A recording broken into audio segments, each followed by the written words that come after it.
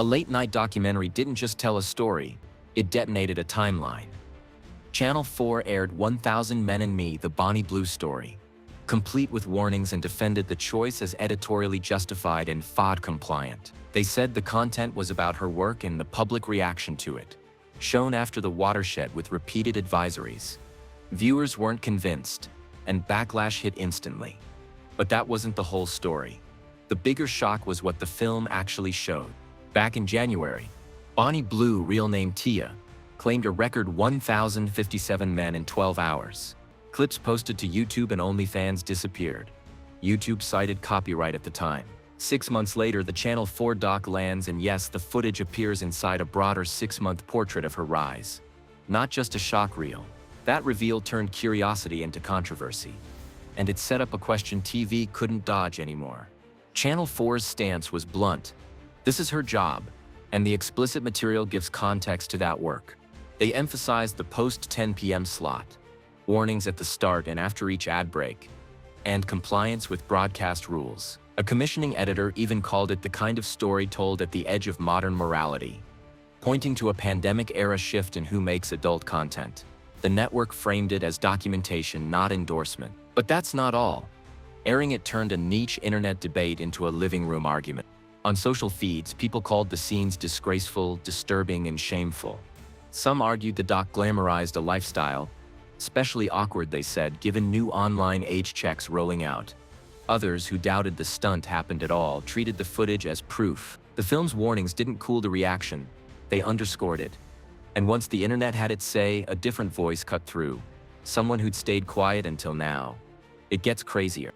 For the first time, Ollie Davidson, her former husband, spoke on camera about their relationship and her rise.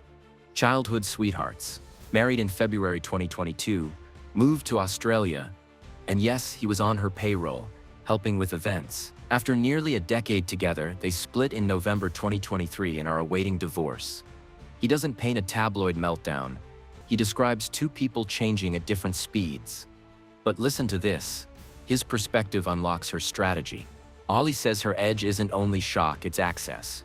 She puts her location online, then fans can actually film with her, he explains, calling it a defining moment that collapses the wall between performer and audience. In his view, mainstream adult entertainment felt distant. Bonnie flipped it by turning spectators into participants. That approach spreads fast because the participants carry the story. Supporters call it agency and brand building. Critics say it blurs consent, safety, and power. But that wasn't the whole story, because the documentary doesn't just talk tactics, it shows outcomes.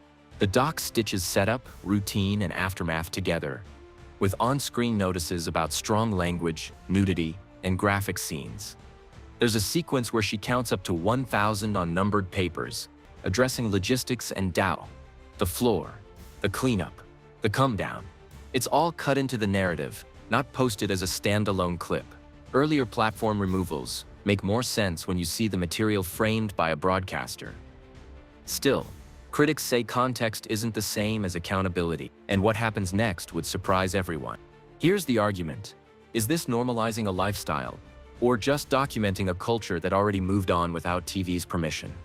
Channel 4 insists the film leaves audiences open to forming their own opinions, highlighting both tactics and costs across 6 months with Bonnie. The internet counters that any primetime platform changes the stakes by definition. That tension between journalism and amplification is the real subject of the film, and it leads to the question the audience has to answer for themselves. Beneath the numbers and headlines sits a relationship stretched by a career that turned intimacy into content. Bonnie says there was no dramatic blow-up, just two people who grew apart and wanted different things. The doc uses that personal thread to ground the spectacle. It's not a morality play. It's a mirror held up to a creator economy that monetizes closeness. But that's not all. The mirror points back at us too. So where does this leave the audience? For some, it's a culture check. TV finally caught up with what the web normalized years ago. For others, it's a red line. Warnings don't make explicit scenes public broadcast material. Channel 4 says it told a difficult story within the rules. Critics say the rulebook should include common sense. The only guarantee is that the next boundary won't look like this one.